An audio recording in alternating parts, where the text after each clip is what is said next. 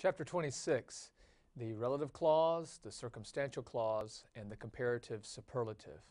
First, we're going to look at the relative clause. And so if you look at Chapter 26, Section 2, we discuss the relative clause. And of course, the relative clause is a clause that relates to a noun, to another word. And so when we look at a relative clause can often function as an adjective modifying a word, or it can also function as a noun, and we'll call that, of course, a substantive. And there, when it acts like a noun, it can be like a direct object.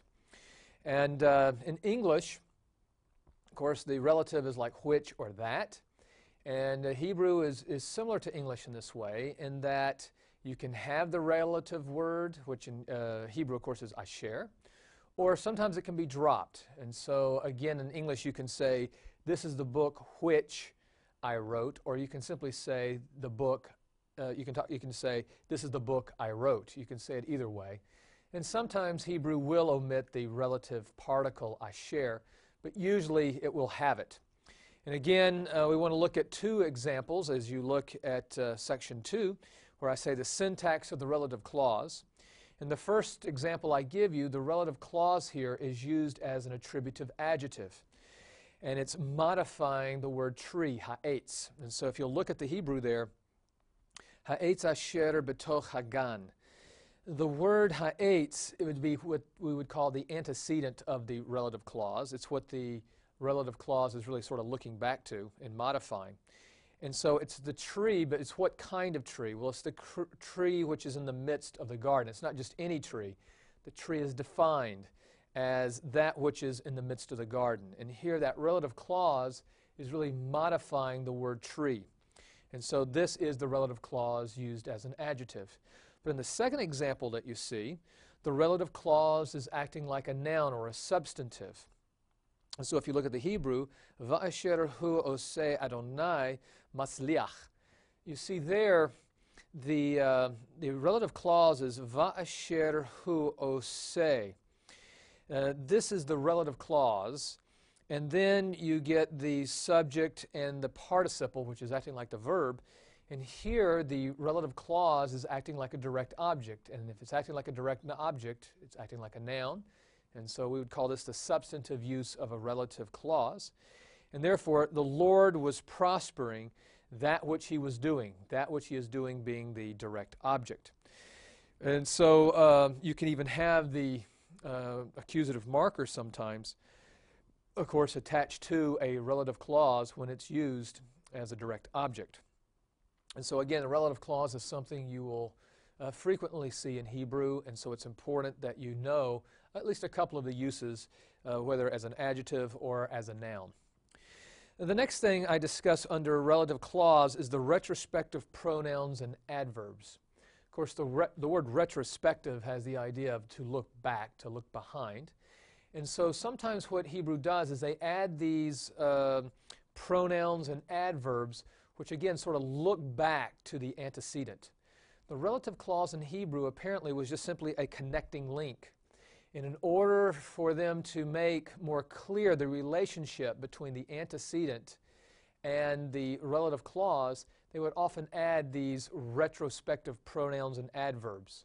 For English, they're often superfluous. We really will not, if you were translating some of these clauses we're going to look at, you really would not represent the retrospective pronoun. And so that was more of just for Hebrew, but as we put it into English, for smooth English, you're really not going to be very literal in your translation of some of these retrospective pronouns and adverbs. Well, let's look at the first example, and here we have a retrospective pronoun. And as I tell you, these are frequent before an adjective, a participle, and a negative clause. And in the first example, you have ko remes, and there's your sort of your antecedent. And then you have asher hu, and it's that hu there, that pronoun that's looking back, the retrospective, as it were, pronoun. It's looking back to ko remes. And then chai being here an adjective, and as I say here, these are very frequent before adjectives and participles, and of course a participle is half adjective right there in a negative sentence.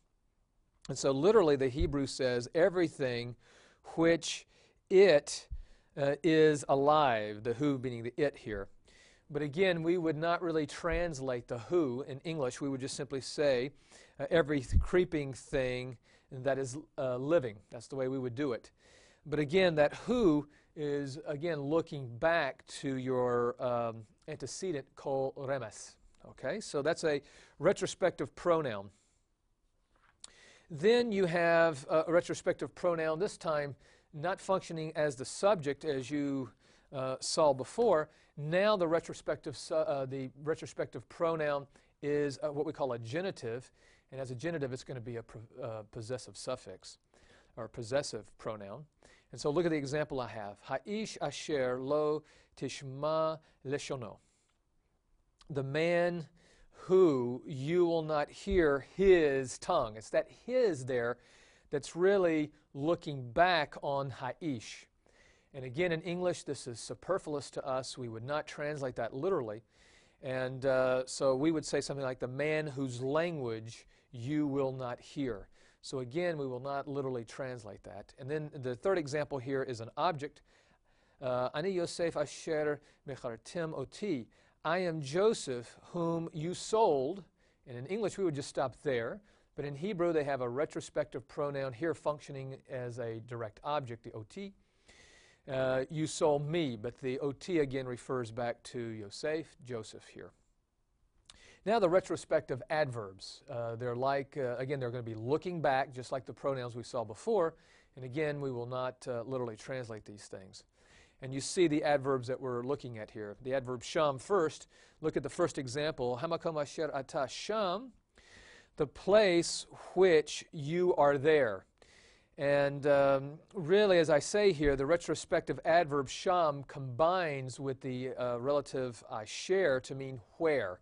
And so when we would translate this, we would just simply say the place where you are. Again, the sham is an adverb. It's looking back upon hamakom, the place. In the second example, you have hamakom asher ata va'im shama, the place where you are coming to there.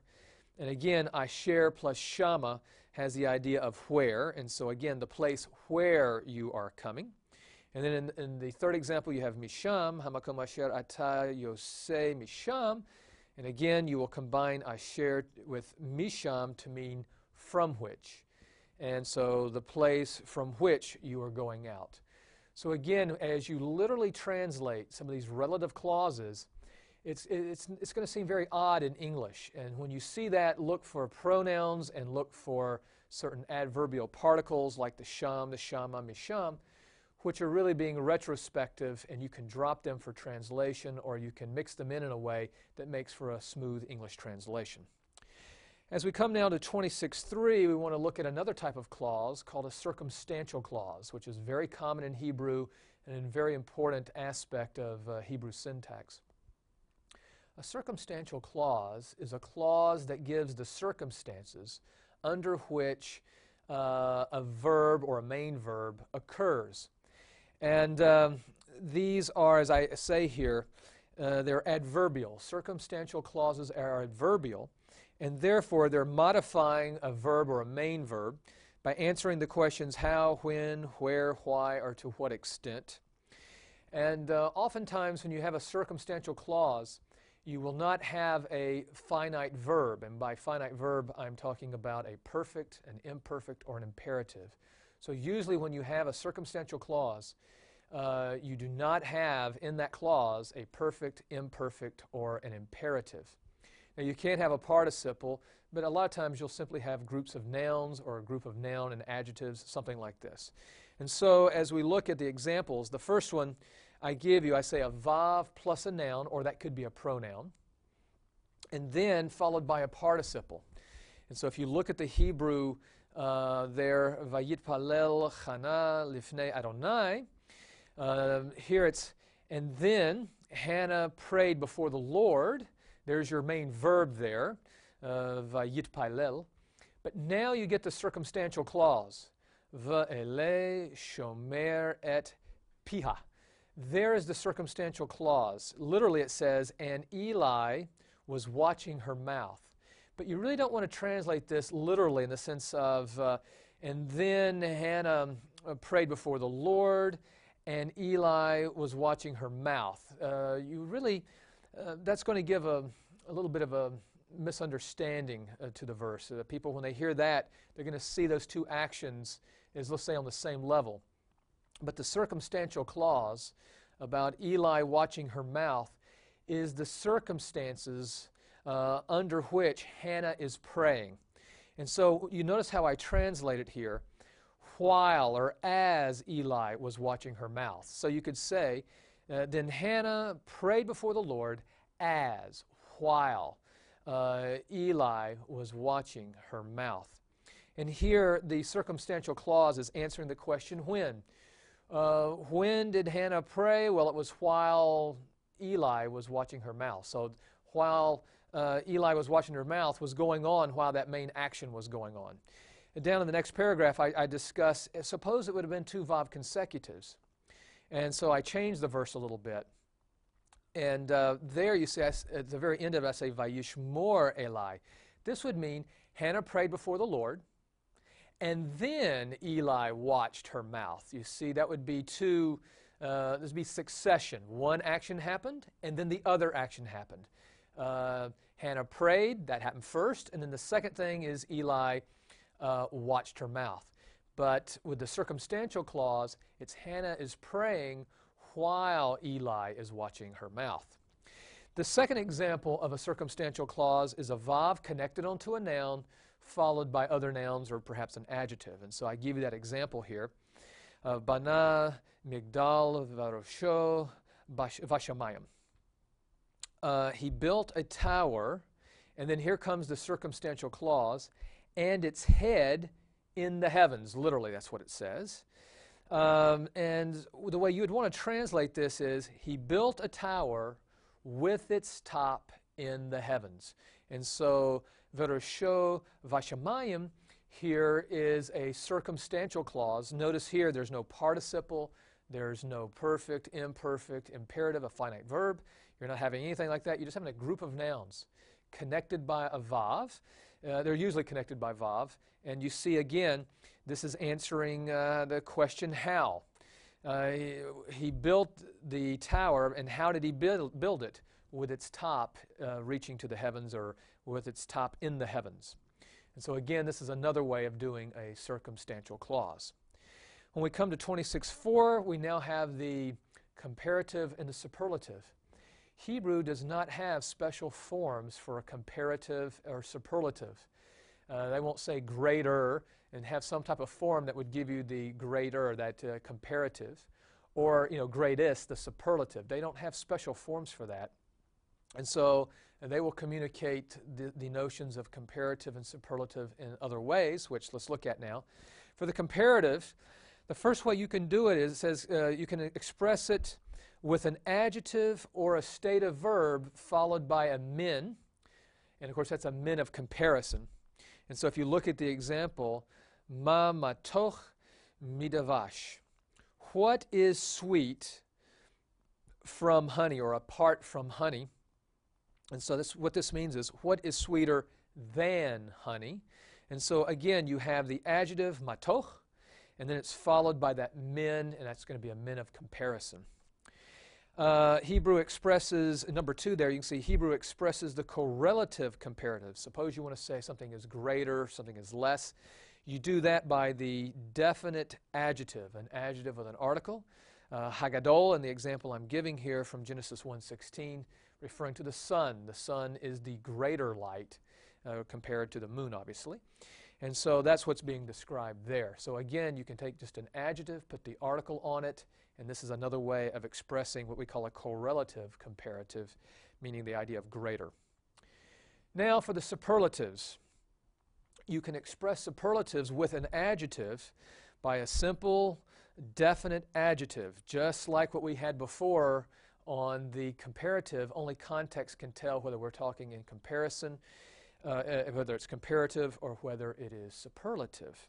And so simply a definite adjective. And the example I give here is hakaton. You can also do it, number 2, with a definite attributive adjective. And therefore you have a noun like his son, and then his son is defined as the small one, his youngest son.